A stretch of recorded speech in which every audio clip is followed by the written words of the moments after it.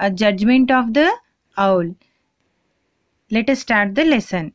So in this lesson, children, seeing the argument, monkey, snake, owl, cat gathered there and requested to owl to decide the dispute. Here dispute means, children, argument. Okay. So our textbook page, lesson number 3, judgment of the owl. Children, from this lesson we are going to learn identify the differences between living beings and non-living things, and identify the similarities and differences between animals and plants. Okay. Once there was an argument between a mango tree and the soil about who was greater. Their argument was very hot, means very serious. Hearing the noise, the cat, the monkey, the snake and the owl gathered there. Everyone requested the owl to decide the dispute. Okay, the owl cleared its throat and asked both of them to present their arguments. Then soil said, "Without me, where will be the mango? Without me, it cannot take birth. I give the mango its food and water, so I am greater." Then mango said, "I give sweet fruits to everyone. I give space to the birds to build their nests. Moreover, I am also a living being." Then owl said, "Oh mango, how do you say that you are a living being?" Then mango, "Look, first of all, I give birth to the same kind of trees. Secondly, my seeds germinate into sapling and grow into plants. Later on, it be into big trees like me." Then owl said, "All right, the soil cannot do the things you do, but for your growth, you need water and food. Where do you get them from?" Mango said, "I get them from the soil." Owl, "See, you need the soil for your growth." Mango, "But I get food from the leaves shed by me." Then soil said, "But it comes through me only." Then owl, "See, we need both of you. Here, no one is more or less important." Then squirrel said, Dear owl, mango said that it is a living being. Then what about the soil then?" Owl, "Soil doesn't grow, it doesn't need food, so it is a non-living thing." Then monkey, "Why did you say that both are equal and we need both of them?" Yes, children, why owl said both are equal and we need both of them? Because without soil, mango tree cannot grow. And if mango tree cannot grow means we will not get the mango tree shade and fruit also. And even birds also not get their nest where they have to build, isn't it? Yes. So we need mango tree and soil both. Then what is the conclusion of this lesson? So conclusion is, from this story we will get to know that all things, living beings and all the non-living things necessary to our life. And second point, air, water, soil are essential for living beings to live. The system in which living and non-living things which together is environment. What is environment? The system in which living and non-living things which together is environment. Okay, now we will see difference between living beings and non-living things. I made two column, children. First is living beings and non-living things. So first point is living things can grow. How it will be? With the example we'll see the seed. One, before it will be a seed, afterwards gradually it will be sapling and germinate, and after it became into a plant. Yes, no? And the next we can see baby gradually grow. It will grow and it will become a man, isn't it? Yes. In the third picture, once it was a small kitten, after gradually it will grow and it will become cat. Yes, no? But in the case of non-living things, it will not grow. Wherever it will be left there only, isn't it? Yes.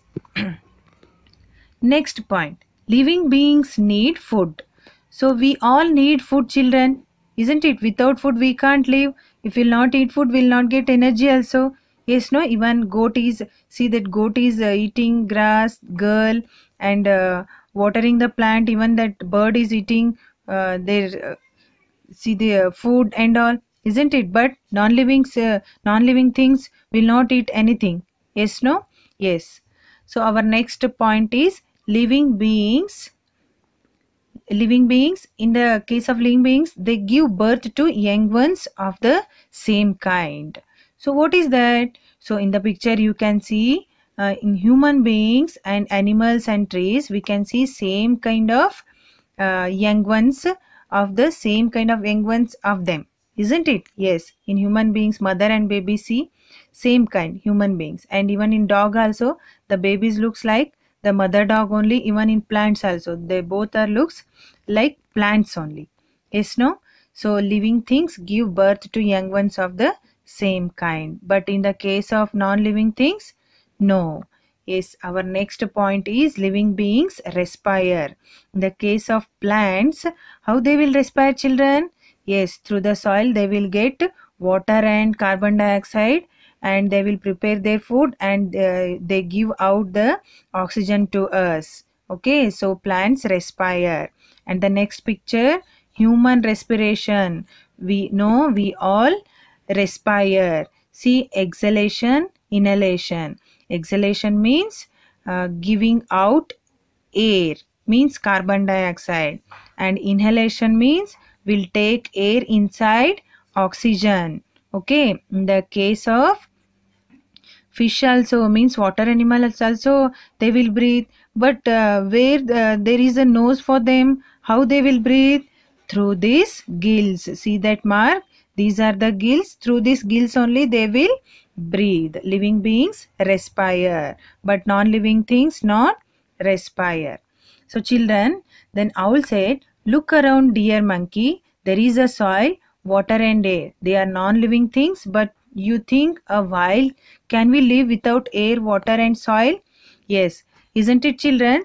Air, water and soil are non-living thing. But then also, without air, water, soil, can we live? No. So that we can't live without air, water and soil. So in this environment, non-living thing and living thing, both are important to us, isn't it? Yes. You see many things around you, classify them as living beings and non-living things. So we need to write here some living beings name and non-living things name. Okay.